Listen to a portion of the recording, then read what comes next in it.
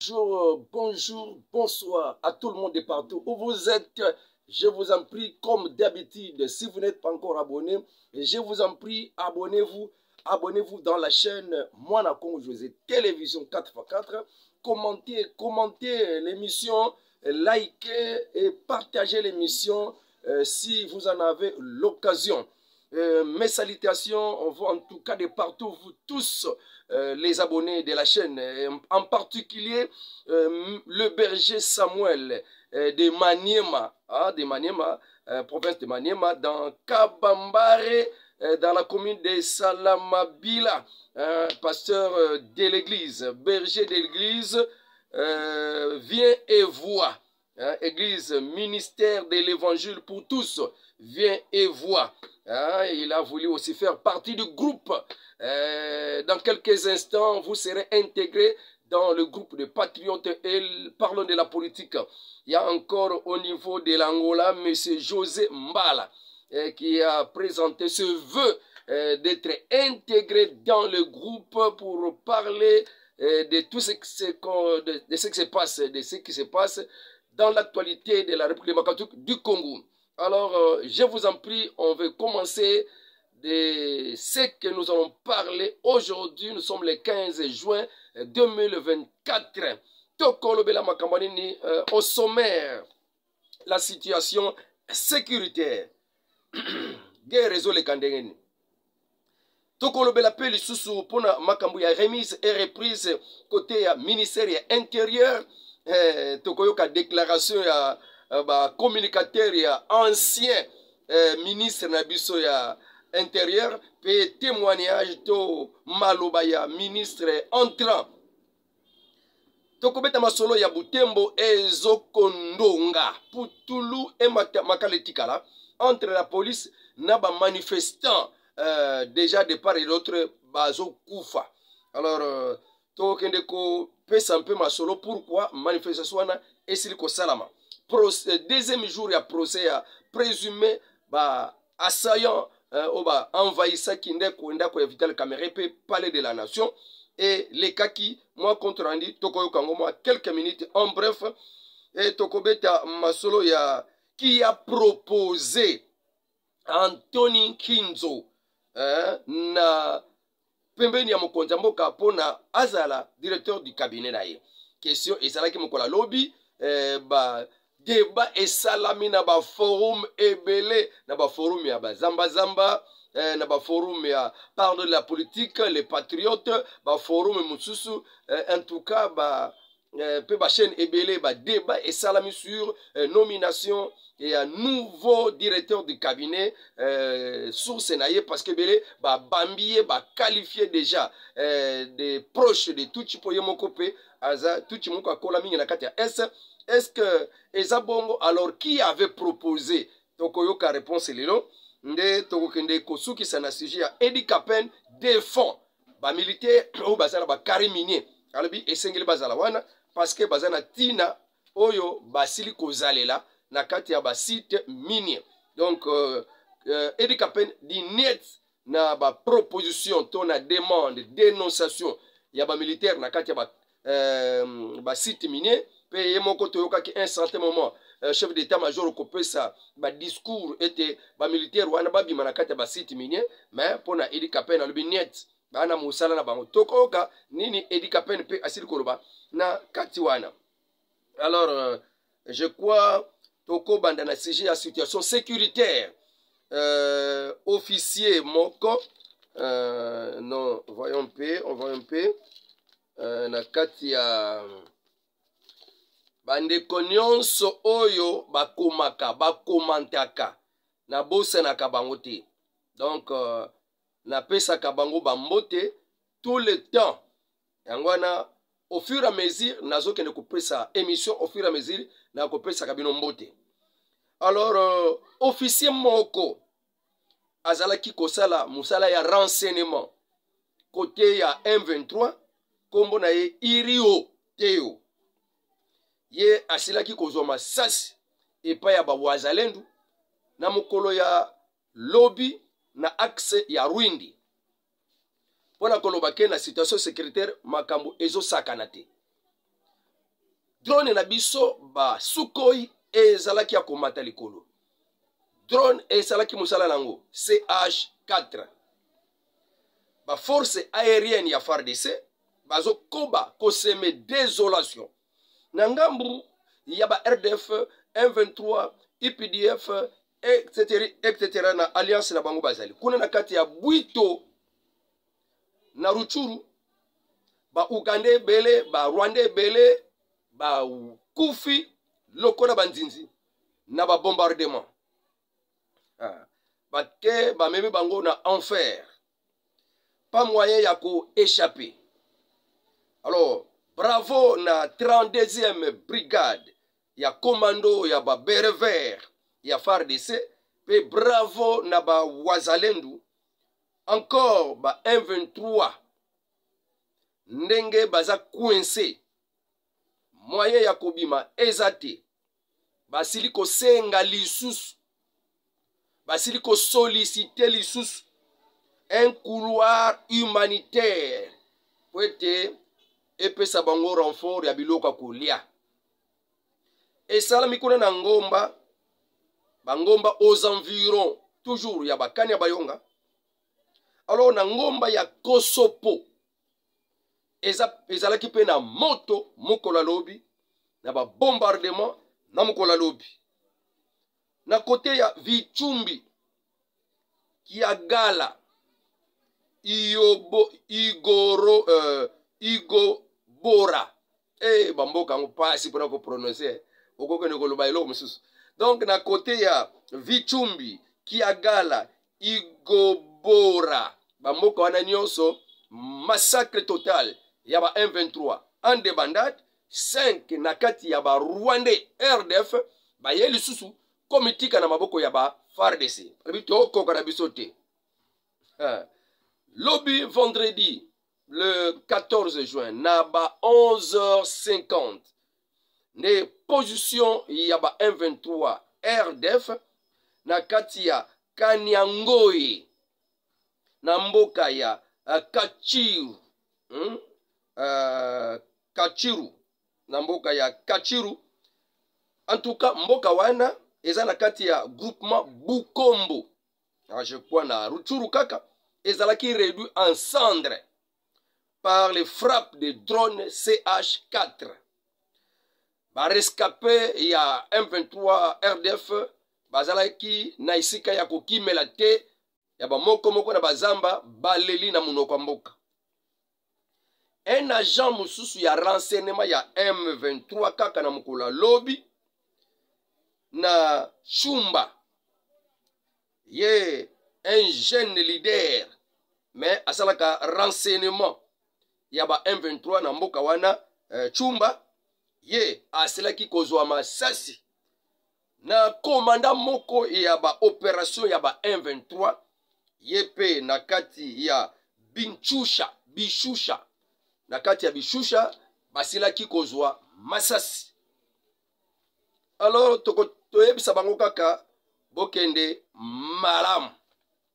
Wana nde nako pesa kambote pa ya papa Pascal Loshito, mama Rosario Mbie, secrétaire général ya forum Parlons de la politique, pe papa Jean Yoba na papa Nabiso Kayona bango bazali pe ba secrétaire général na kati ya forum ya les patriotes de la RDC bambote ebele. Na ministère intérieur République démocratique du Congo, selon témoignage ya ba communicateur pe commentateur ya ministre intérieur sortant tokoyoka lolenge nini makambu elekaki kuna na kati ya remise na reprise nouveau ministre sortant yazo kota tokoyoka pe témoignage na ye après image oyo nazo lakisabino abimi la La tête haute na gouvernement Samade, le VPM intérieur Maître Piteka Sadika Konde, remise reprise entre le ministre entrant et sortant, Salamaki Lelo, na bâtiment ya ministère intérieur, Piteka Sadika Konde à Koti, religieusement entouré na sécurité na ye, loko la zalaki pe charge la sécurité.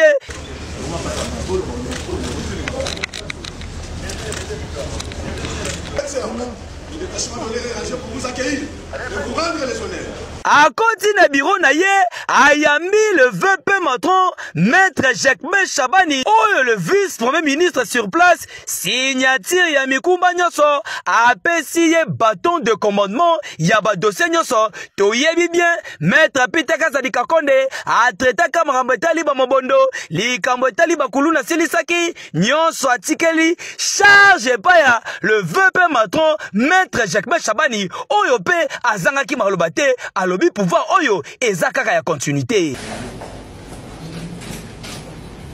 Voilà. Je vous donne tous les dossiers du ministère.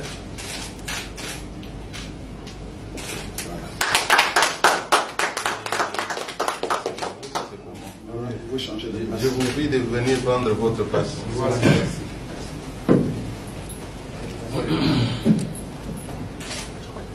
On va désormais signer.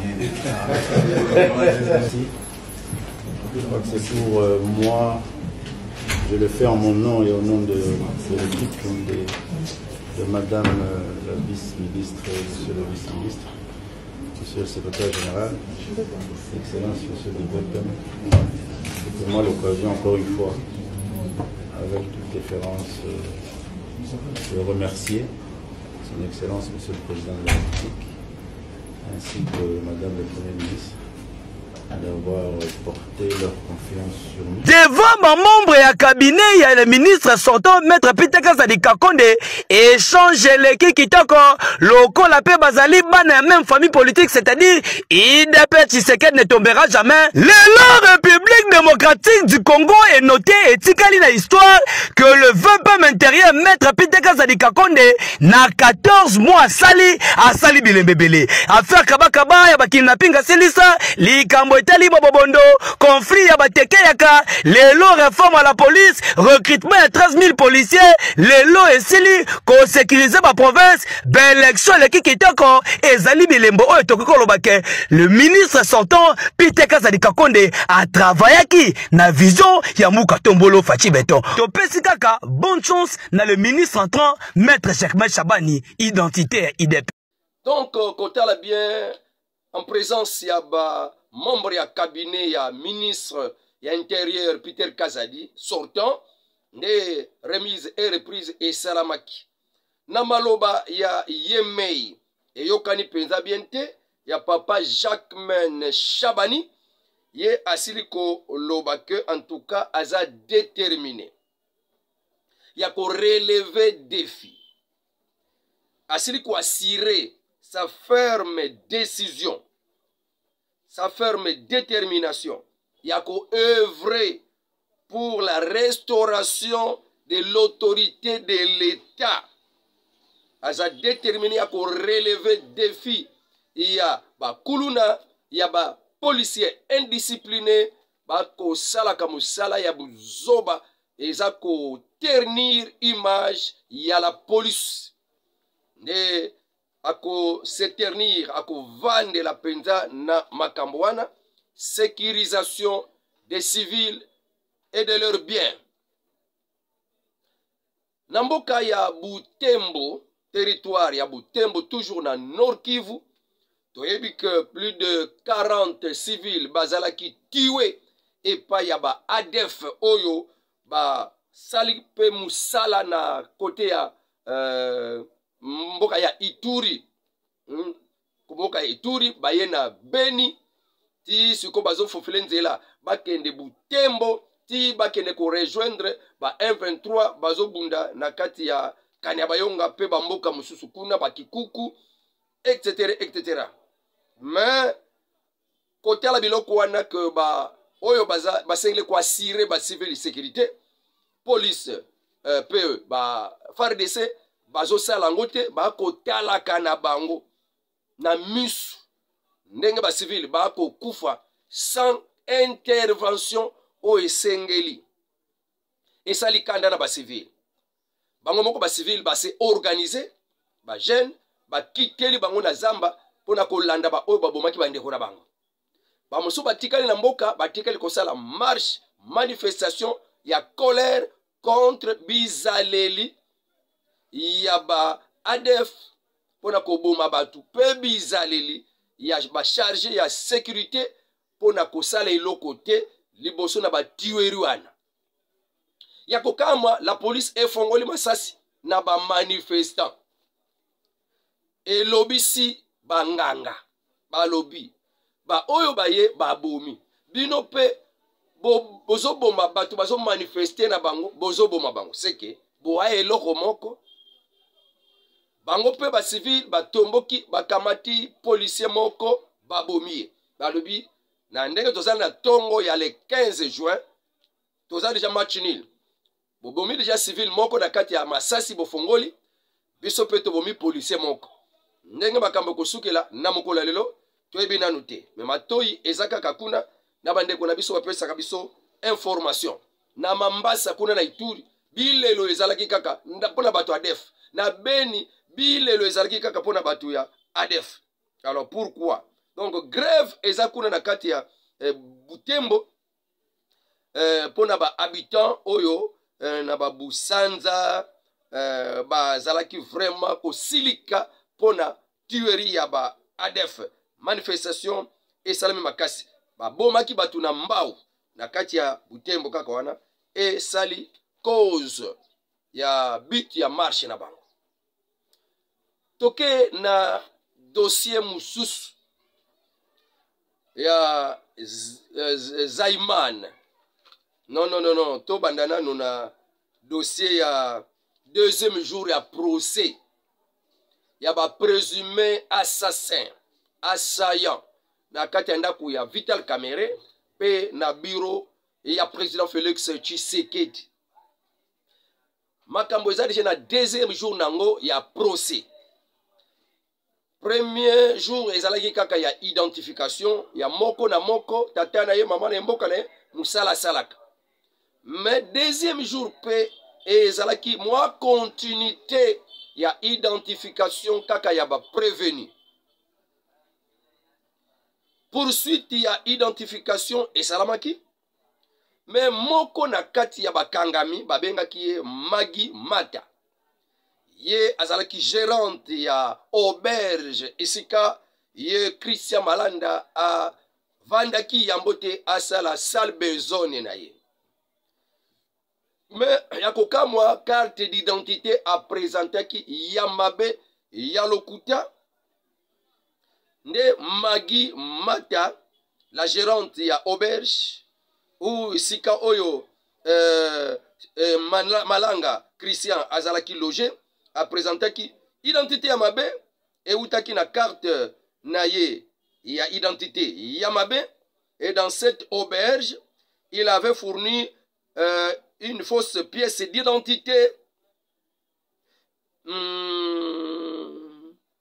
mais na hotel wana na auberge wana abanda kofuta mbongo na ndenge mutu nyonso afutaka. Alors kuna azalaki na kombo mususu kombo na ye toko pesa yango oyo akoselaki bato kuna apesaki kombo ya Christian Malanga te apesaki kombo mususu.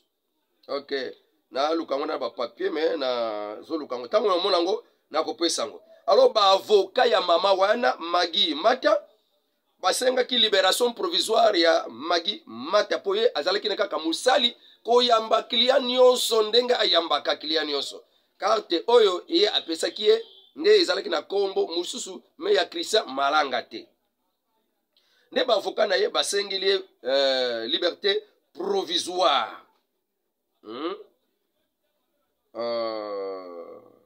auberge donc ba libéré ye. Ok yango nazo kotanga awa mais mibale na kati ya ba oyo bakangamaki bango na ba identité na bango balekaki na kopesa ke ba tata na bango nde mutu akokambaka SSC papa Bukondua ba SSC ba telemelaki ba deux assaillant wana alors balobi lokuta na bango mais bango ba tenir kaka ke toza bana ya papa Bokondo wa muta ko kambaka et ceci l'affaire à suivre. Mais moko ya ba américain oyo ba kangamaki o azana kombo ya Zalman wana procès mususu eza mardi prochain toi lelo le 15 samedi le dimanche les 16 lundi les 17 mardi les 18 procès mususu. Alors Zalman wana ba avocat na ye ba lobby en tout cas Zalman Pauloun Benjamin esengeli annulation ya procès ya identification na ye ya la fois passé parce que moli ya anglais ayebaki eloko te a expliquer ki makambo mususu oyo mutu alobaki te ya limboli ndenge mususu donc bango balobi en tout cas a déconsidérer biloko nyonso interprète aseleki koloba na makambo utaki pa ya Zalman peut-être mon interprète a maîtrisé ki nanu langue ya anglais. Alors, il est présenté comme celui qui pilotait les drones. Natango attaque et bandaki ko salema. Pona Jean-Jacques Wono, bavoka na ye ba senga ki pe libération provisoire na ye. Pona réseau ya santé parce que aza privé na komela bakisi na ya melaka. Aza privé na accès à médecin na yete privé ya médecin na ye et privé na régime alimentaire na ye nde lisusu ba kena ko constater incompétence ya cour oyo ko juger ye parce que wana eza cour militaire ye ko civil donc bazoko contester la compétence du tribunal pour juger leur client qui est un civil. Donc, Talandenge Makambongo et les Kaki. À suivre le 18 mardi, il y a la semaine prochaine, 18 juin 2024. Toké pona débat, il y a Dirkab, nouveau Dirkab, chef, il y a cabinet, il y a chef de l'État. Oyo, révélation, ebimaki, naba Congolais kakandenga ke izalaka. Omona mutu ayani Congolais mais tant ka kosobo konzi akomi Angolais akomi Rwandais akomi Sud-Africain.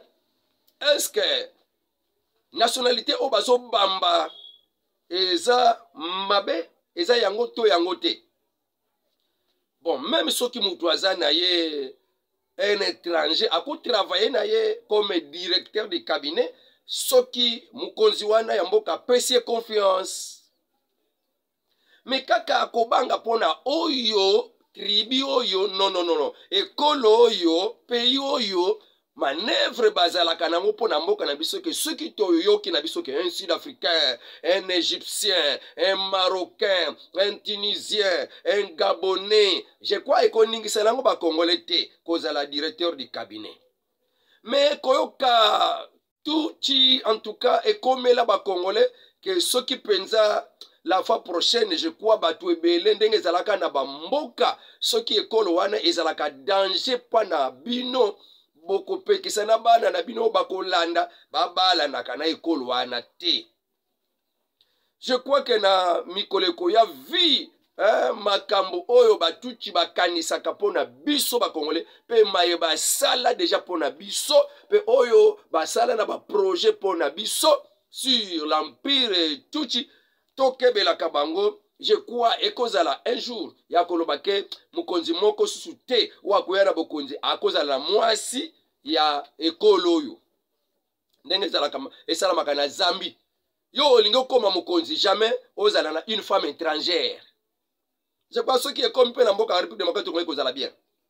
Bon, masolo ebetamaki que directeur du cabinet ya chef de l'État a touché yango eyebo ndenge nini chef de l'État yebaki te batu belé na ba forum ba débat ba lobi non chef de l'État a bien informé que bino batu bozoloba ce n'est pas par hasard que akoya wana bino koma bino nyoso kaka mutu nyoso kaka koya na bokonzi aza étranger aza tuchi est-ce que ça ya solo que aza tuchi eza ya solo te en tout cas mes questions etunamaki lobby ezalaki mpenza mpona originalité nanu ya mboka na ye te mais na ndenge nini akomeli wana nde réponse yango oyo bokoyoka parce que na ndenge ya émission oyo esalamaki lobi d'après l'histoire que un certain moment papa oyo akomaka directeur du cabinet ya nani Samba Mukoko Samba na etindi ya commandement ya matata mpono na tango na ye azalaki premier ministre matata mpono pona nini ye ayebanaki na ye parce que bazalaki bango na kati ya communauté ya bapaya ya batuchi et d'ailleurs kutu apesaki témoignage parce que ye oyo akomaki biloko wana ayebaki ye malamu parce que un certain temps mpe aki kosala mpe na comme conseiller ministre moko mpe ya budget moko boye na temps moko c'est pourquoi arelataki eloko wana na réseaux sociaux alekaki na kobeta lisolo que c'est un tuchi oyo mikomisa lokola mutu ya este na temps oyo Mukoko Samba azalaki ministre ya budget yende atindamaki mpona kozala mpe directeur du cabinet mais na kokufa ya yaya na ye tomonaki vraiment toute la communauté tuchi bazalaki présent bato tositelaki bango oyo bazalaki na kati ya ebembe wana ça dit quelque chose un tuchi qui s'était fait passer pour un Congolais de l'Est. Il était recommandé par le premier ministre à cette époque, là-bas, Matata Mponyo, pour être directeur du cabinet de Mukoko Samba. Et c'est pour cette raison que Mukoko Samba a été éjecté du palou, parce que c'est pour ça qui makanisi il y a une hiérarchie à palouti. Alors, Toke Sikoyo na réponse. Le pasteur Roland Dalo, le nouvel homme fort du président Félix Tshisekedi. Nouvel homme fort. Nouveau homme fort. Natianga kaka ndenge kumami. Peut-être commentaire ya mokoto mibale. Ngana kotianga kaka.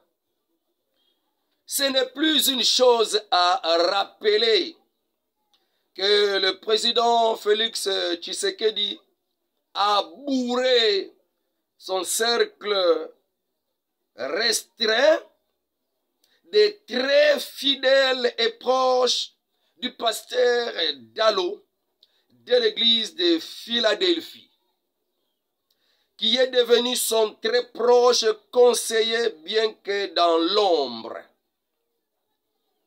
Il est constaté que ces derniers mois, le pasteur Roland Dalo trône sur le pouvoir de Félix Tshisekedi. Des indiscrétions à la présidence de la République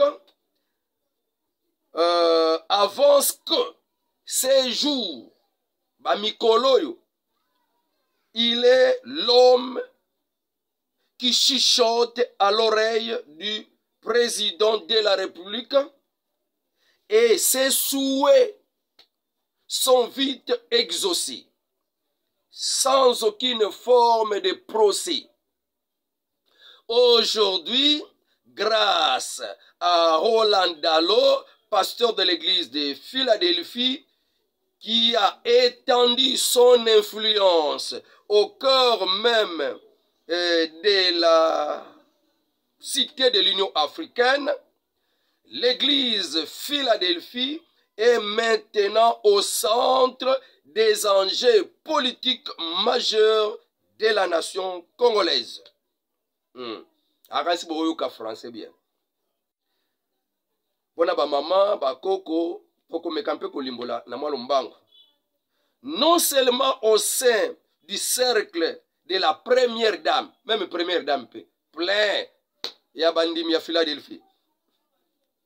Non seulement au sein du cercle de la première dame, dont la femme d'un autre pasteur de la même église y pilote tout, mais aussi le chef de l'État vient de nommer Anthony Nkinzo Kamole un autre pasteur de cette église de Philadelphie comme directeur du cabinet du chef de l'État.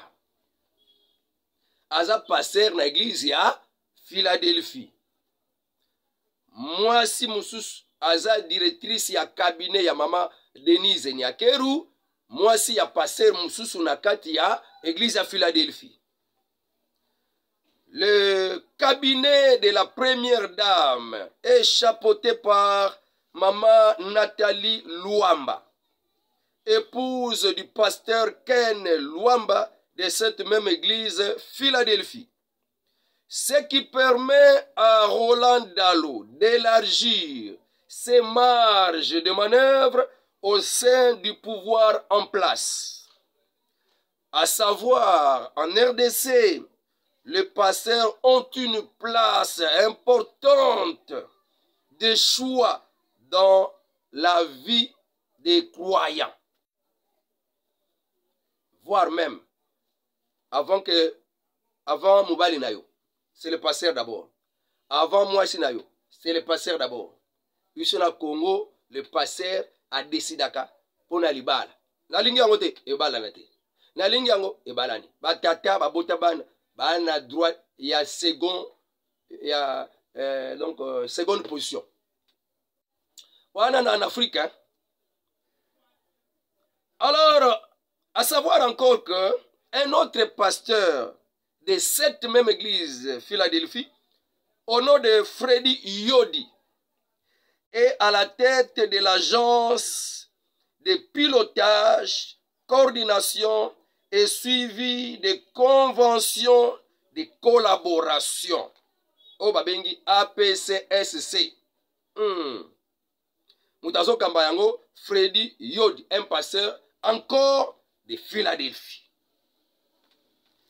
Toleki, un autre serviteur de Dieu dans cette même église de Philadelphie, au nom de Yves Milan Ngangai. Il pilote, il est au sommet de l'Institut congolais pour la conservation de la nature, ICCN. Ça, c'est le compte rendu du communicateur Charles Mampinduzi. À savoir que le nouveau directeur du cabinet du chef de l'État, Papa Anthony, de 2000 à 2004, il était un agent vérificateur des recouvrements à la DGI. Il connaît parler français, anglais, swahili, lingala, etc., etc. En 2012 jusqu'en 2014, septembre 2012, décembre 2014, il était directeur du cabinet du ministre de Budget Moukoko Samba. En 2015 jusqu'en 2016, il était directeur du cabinet au ministère de Portefeuille. Kakaye.